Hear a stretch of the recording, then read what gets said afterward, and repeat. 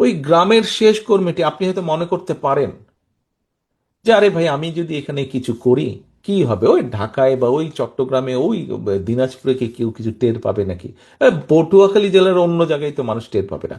এটি ভুল ধারণা সম্পূর্ণ। আপনার এই ধারণাটা ভুল।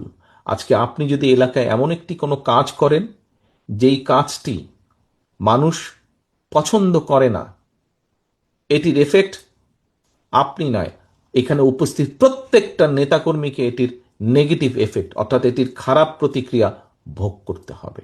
কাজে সহকর্মীবৃন্দ, আজকে আপনারা এখানে যত হাজার নেতাকর্মী উপস্থিত আছেন, আপনাদের প্রত্যেকের কাছে আমার আহ্বান, আসুন আমরা শুধু পটুয়াখালী জেলা না, বাংলাদেশের 64টা জেলার প্রত্যেকটি নেতাকর্মীর কাছে আমার আহ্বান, আসুন আমরা এমন কিছু কাজ করব না, বিএনপির একজন কর্মী হিসাবে, শহীদ জিয়ার একজন সৈনিক হিসাবে, দেশনেত্রী খালেদা জিয়ার একজন সৈনিক হিসাবে আমরা এমন কোনো কাজ করব না যেই কাজে মাধ্যমে মানুষ আমাদের উপরে বিরক্ত হবে।